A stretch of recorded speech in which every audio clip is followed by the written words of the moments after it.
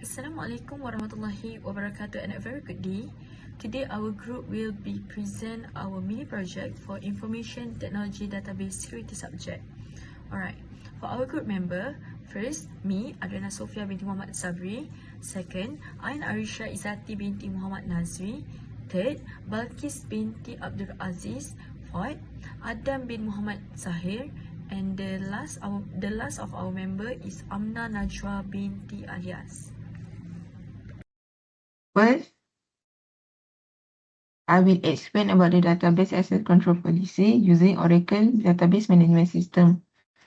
For first question, each user is allowed to access the system within a certain time limit of the day.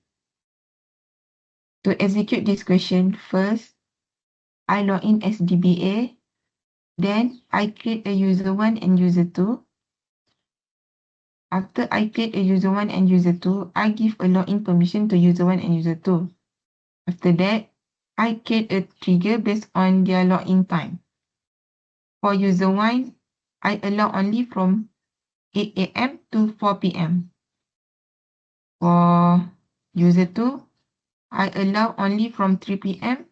to 11 a.m. to 11 p.m.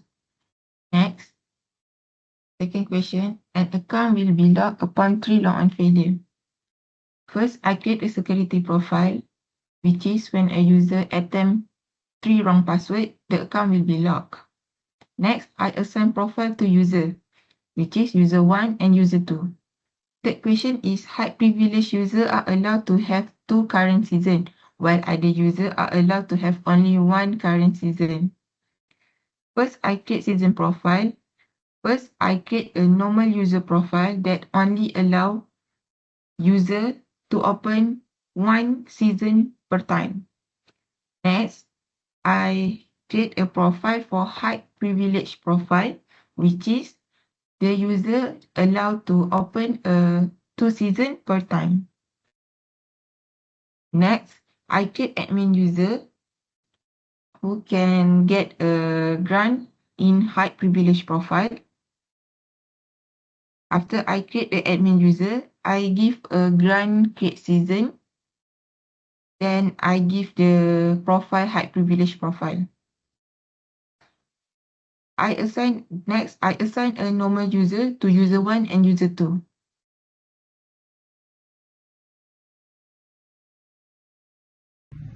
Alright, next, I will explain the database Excel control policy for the question D. The question D is, all access to data must go through row-level security with the mandatory access control method. So, I will explain how to get the answer. First step is, a policy function named EMP_RLS_policy is created to enforce this security. The function automatically filters select queries so that the user can view only the rows that associate with their username. The second step is a procedure is implemented to invoke the EMP_RLS_policy function. This ensures that the database applies to the row filter automatically for every query, to preventing the user from bypassing the policy. And the last step is, finally, user 1 and the user 2 connect separately and execute select query on the employees table. Each user can see only their row assigned to their username and confirming the RLS policy is working correctly. Alright, that's all from me, Adriana Sofia. Thank you. First, the script was modified to require a stronger password by setting a minimum length of at least 8 characters and ensuring it contains lowercase and uppercase letter, number, and special characters. Initially, the password change failed because the user entered a weak password that did not meet the script rules. After modifying the script, another attempt still failed because the password length was less than 8 characters.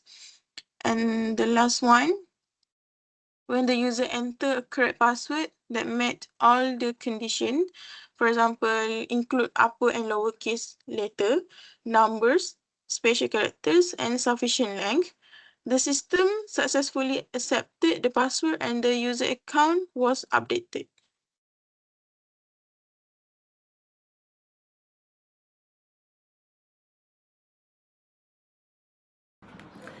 Hi, Assalamualaikum and good day everyone. I will be presenting the result of the survey we conduct among students in UTM. Our goal was to assess their awareness, daily practice and participant regarding IT and database security.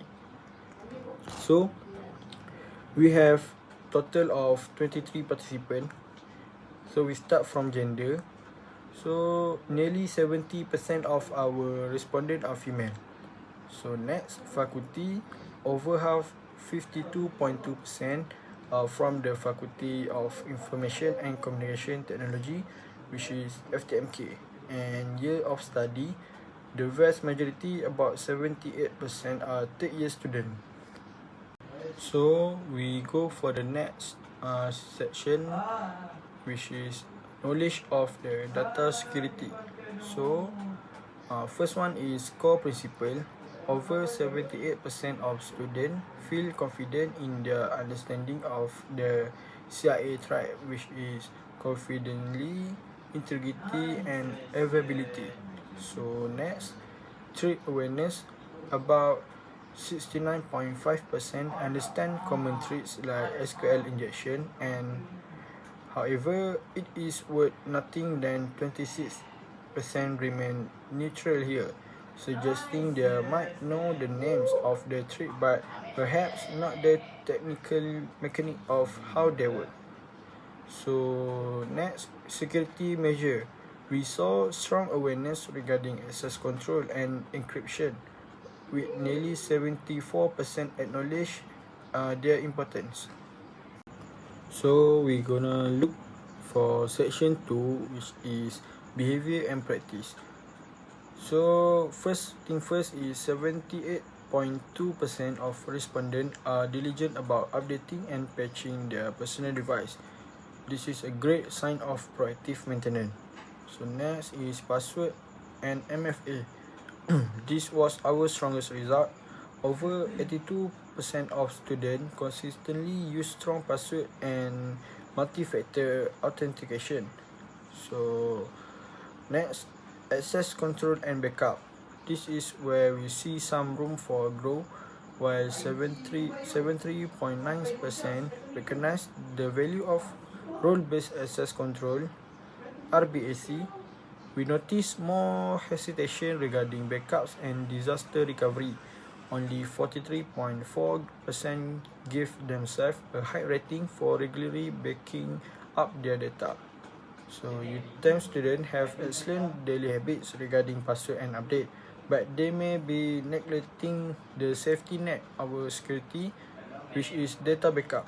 We recommend that the university host workshops specifically on automated backup solution.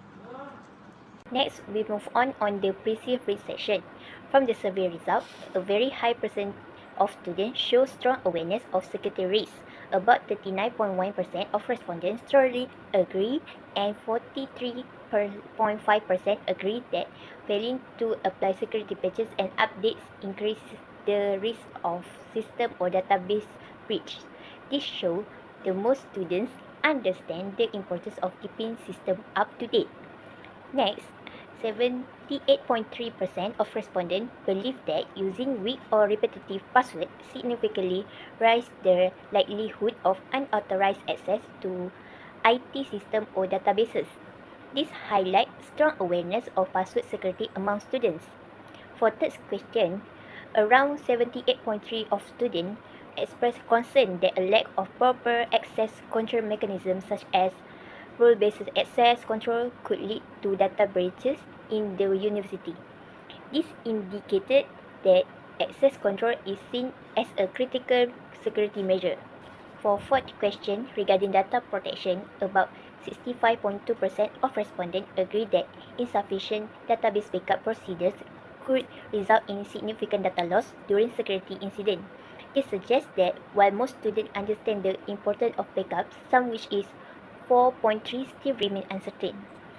Lastly, 73.9% of respondents agree that failing to monitor their PC or laptop and databases for suspicious activity increase the risk of undetected security breaches.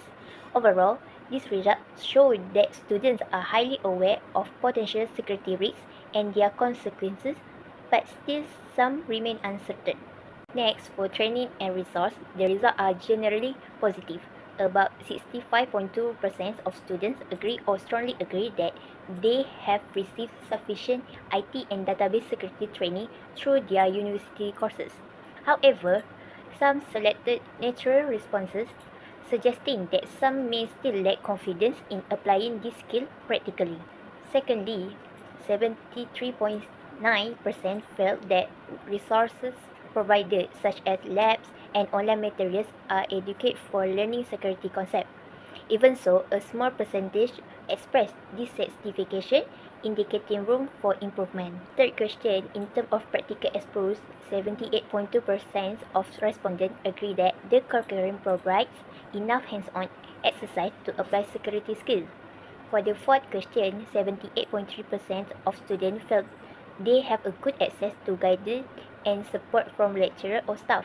This shows a general supportive learning environment. Finally, 78.2% of respondents agree that the university's security policy and guidelines are clear and helpful, which support students' understanding of real-world security practice. In conclusion, this project shows that most UTM students have strong awareness of IT and database security risks, supported by high agreement percentage across all survey sections. However, the presence of natural responses suggests the need for more hands-on training and real-world practice. Overall, combining strong technical security control with continuous training, awareness, and clear policies is essential to ensure a secure database environment.